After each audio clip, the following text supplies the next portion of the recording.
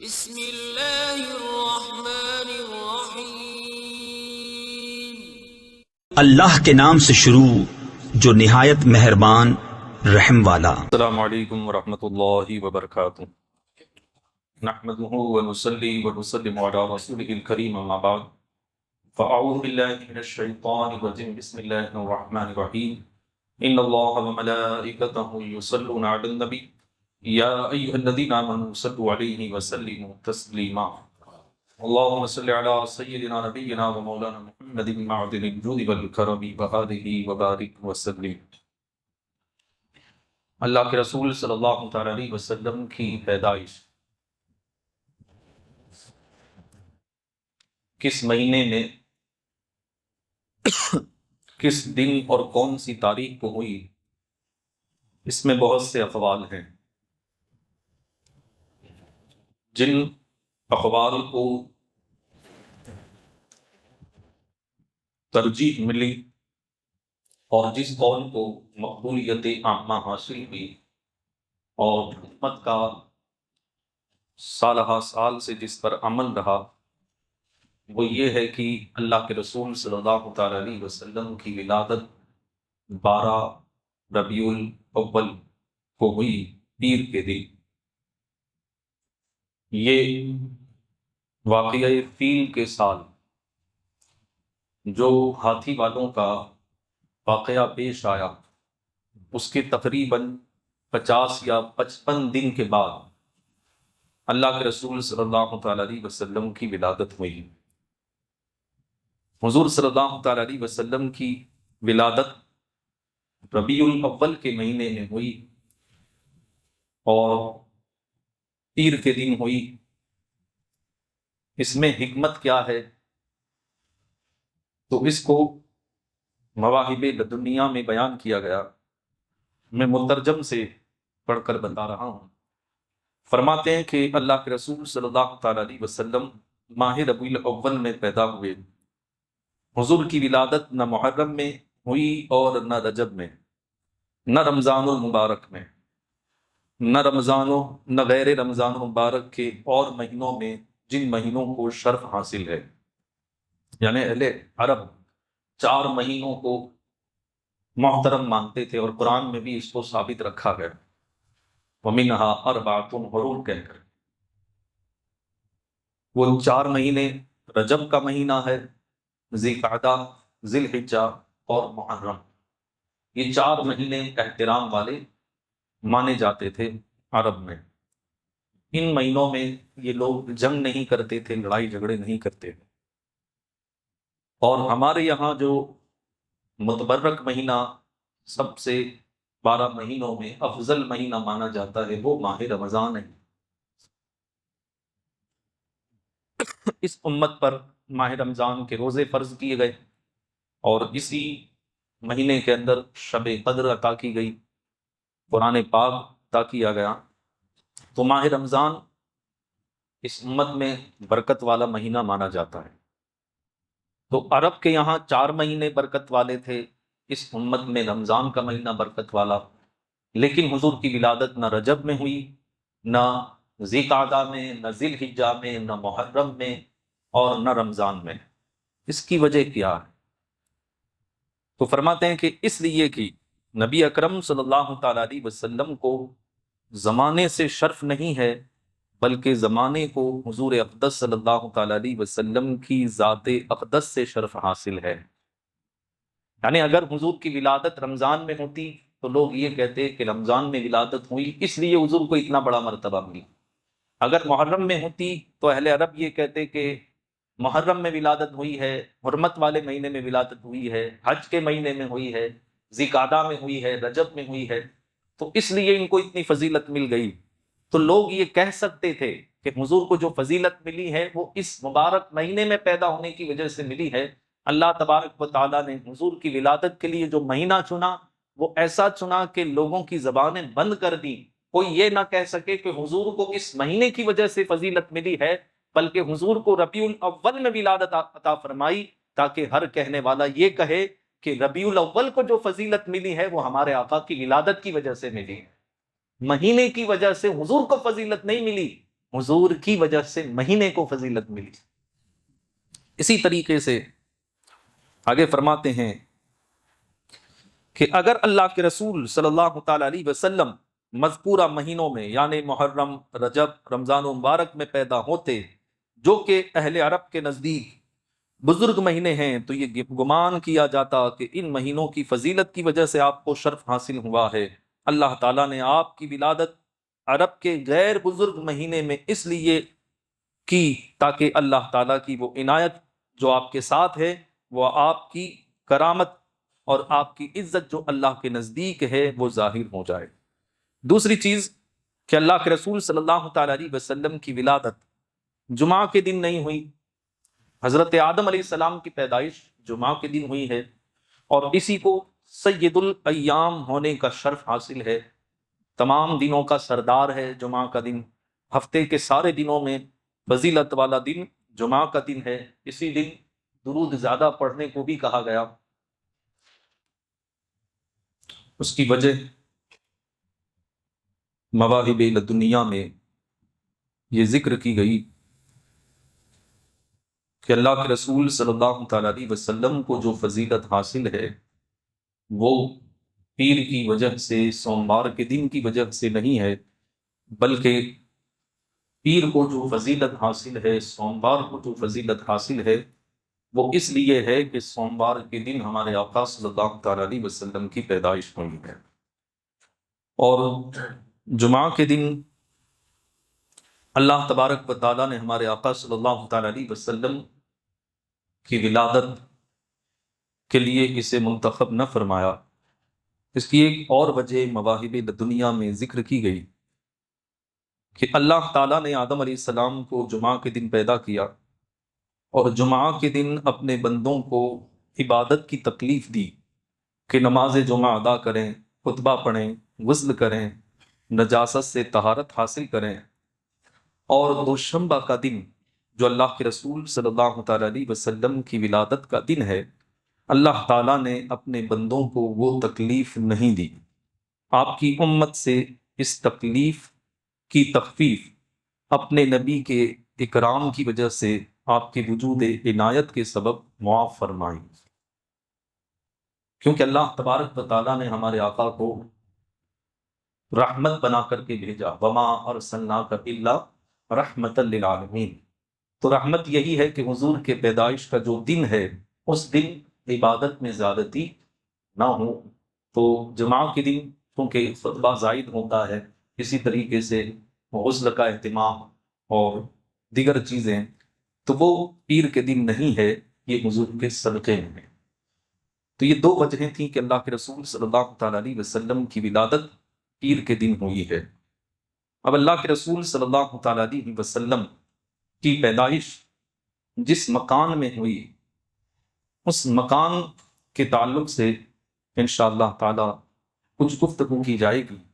اللہ کے رسول صلی اللہ تعالیٰ علیہ وسلم جس مکان میں پیدا ہوئے، آج اس مکان کی حالت کیا ہے وہ آپ حضرات جانتے ہیں کہ وہاں پر لائبریری بنی ہوئی ہے اور کتابیں رکھی ہوئی ہیں طلباء کے پڑھنے کے لیے۔ یہ کس نے بنائی وہ بھی آپ سنیں گے۔ جو مقام ولادت ہے اللہ کے رسول صلی اللہ تعالیٰ علیہ وسلم کا، وہ مکہ مکرمہ میں ایک معروف مکان ہے جو حرم کعبہ کے نزدیک سوق اللیل میں واقع ہے۔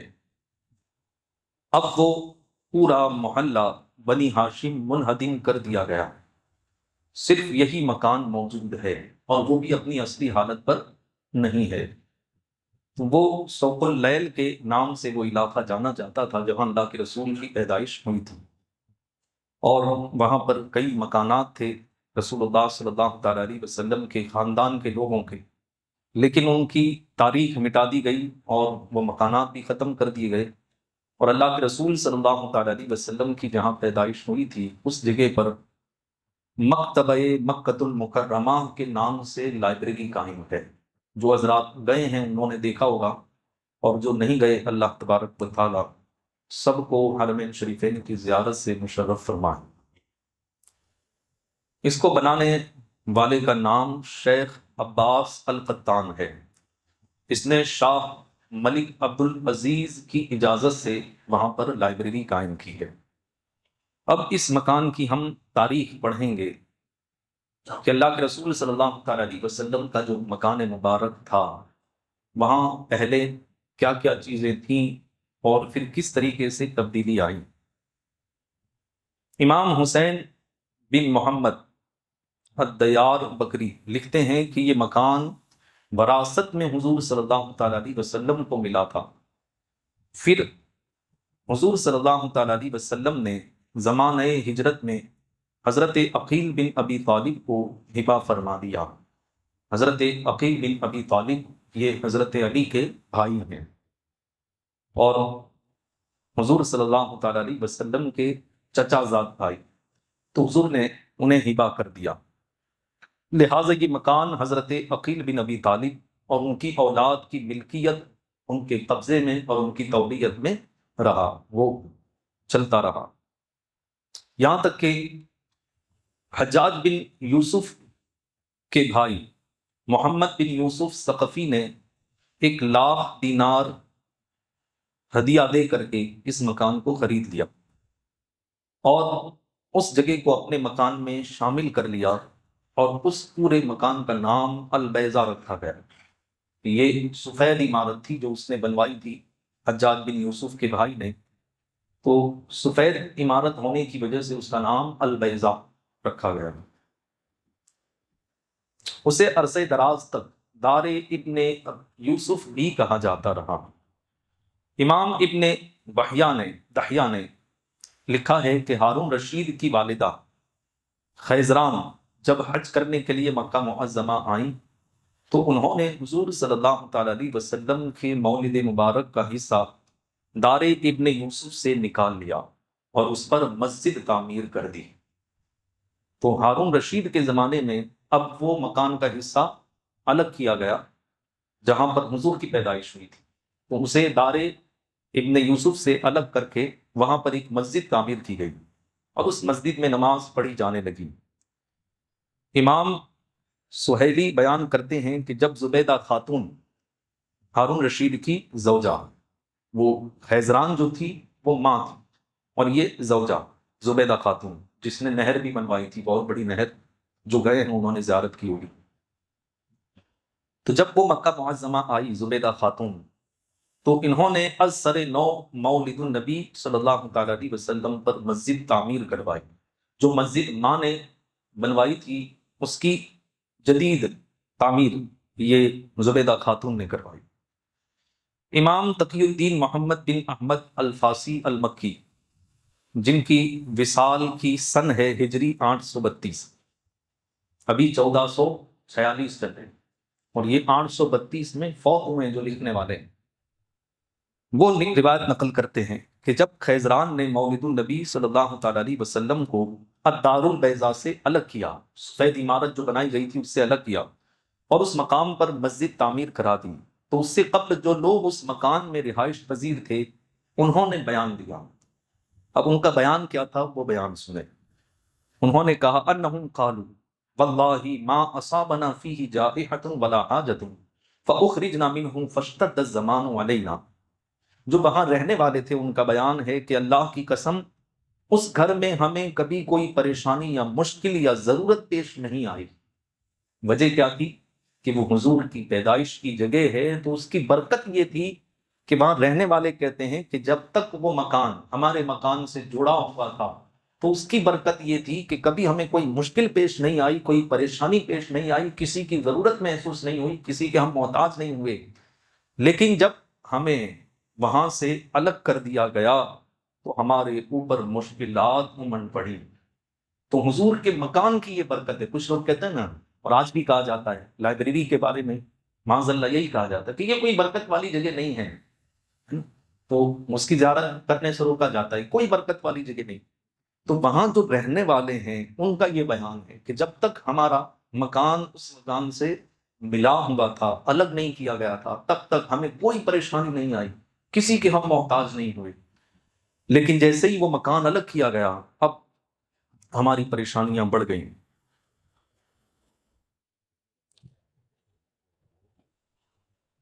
خلیفہ الناصر العباسی نے 576 ہجری میں مولد النبی صلی اللہ تعالیٰ علیہ وسلم کی تعمیر نو کی تھی۔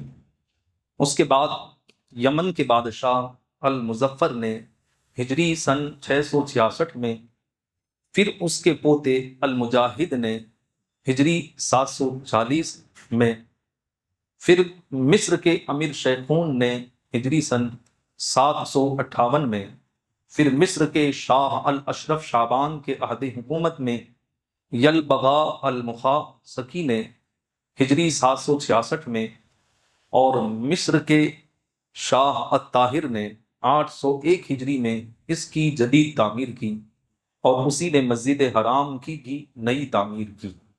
تو اس مسجد کی نئی تعمیریں ہوتی رہیں الگ الگ زمانے میں، اور کس نے تعمیر کی اور کس سن میں تعمیر کی وہ سب آپ نے سنا کہ ہجری 666 میں بھی نئی تعمیر کی گئی، پھر 740 میں، پھر 758 میں، پھر 766 میں، پھر 801 ہجری میں، الگ الگ اس کی یہ تعمیر ہوتی رہی۔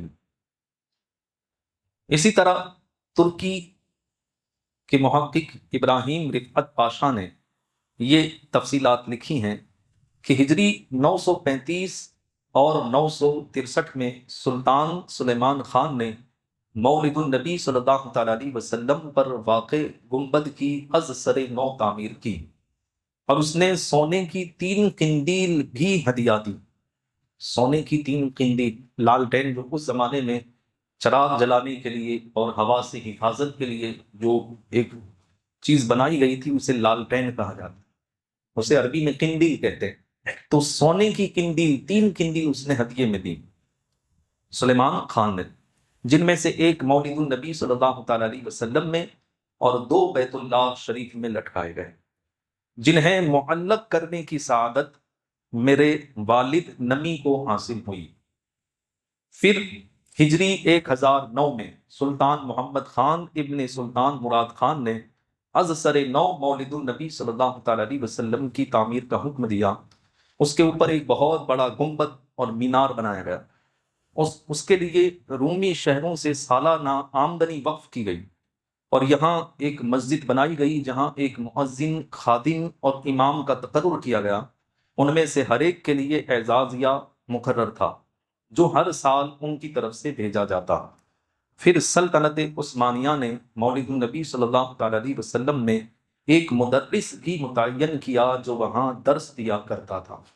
تو وہاں یہ شان تھی اس زمانے میں، پہلے کے زمانے میں۔ اب حضور صلی اللہ تعالیٰ علیہ وسلم کی جہاں پیدائش ہوئی تھی وہاں ایک مکان بنایا گیا۔ اس مکان کی ہیئت کیا تھی؟ وہ ہیئت امام فاسی المکی نے تفصیل اس کی بیان کی ہے۔ وہ لکھتے ہیں کہ یہ ایک مربع شکل کا گھر تھا، مربع جو 4 دیواری، جس میں ایک ستون ہے۔ اس کی جنوبی مغربی سمت میں ایک بڑا زاویہ ہے، ایک کونا ہے۔ اس مکان کے مشرقی حصے میں ایک دروازہ ہے۔ اس گھر میں 10 کھڑکیاں ہیں، جن میں سے 4 مشرقی دیوار میں، 3 شمالی دیوار میں اور 1 مغربی دیوار میں ہے، جبکہ 2 کھڑکیاں کونے میں ہیں، جن میں سے ایک شمالی سمت اور دوسری دائیں طرف واقع ہے۔ اس گھر میں ایک محراب ہے جس کے قریب ایک گڑھا ہے جس پر لکڑی کا جنگلہ لگا ہوا ہے، اور اس گھڑے کی پیمائش 3.5 مربع فٹ ہے اور اسے ذراع جدید کہتے ہیں۔ اور اس گھڑے کے درمیان ایک سبز پتھر ہے۔ یہ خاص وہ جگہ ہیں جہاں حضور کی پیدائش ہوئی، اس جگہ کے بارے میں کہ وہاں پر ایک سبز پتھر ہے نیلے رنگ کا، جو پہلے چاندی سے لپٹا ہوا تھا، جیسا کہ ابن جبیر نے بیان کیا ہے۔ یہ پتھر وہ مخصوص جگہ ہے جہاں حضور اکرم صلی اللہ تعالیٰ علیہ وسلم کی ولادت باسعادت ہوئی۔ اس گھر کی لمبائی 24.25 گز ہے۔ یہ ساری پیمائش میرے سامنے کی گئی، امام فاسی المکی بیان کر رہے ہیں۔ تو یہ آپ نے پوری شکل سنی کہ ان کے زمانے میں حضور صلی اللہ تعالیٰ علیہ وسلم کی ولادت کی جو جگہ تھی وہاں پر سبز پتھر لگایا گیا تاکہ زیارت کرنے والے دیکھ سکیں، اور اس کے ارد گرد چاندی کا ورق بھی لگایا گیا تاکہ اس کی عظمت کا اظہار ہو سکے، اور اس جگہ کی زیارت بھی ہوتی تھی۔ کب ہوتی تھی؟ کن کن مواقع پر ہوتی تھی، انشاءاللہ تبارک و تعالیٰ وہ ساری تفصیل حوالوں کے ساتھ بیان کی جائے گی۔ اللہ تبارک و تعالیٰ ہم سب کو حضور کی ولادت کی جگہ کی برکت سے مالا مال فرمائے اور ہم سب کو وہاں کی زیارت نصیب فرمائے۔ السلام علیکم ورحمۃ اللہ وبرکاتہ۔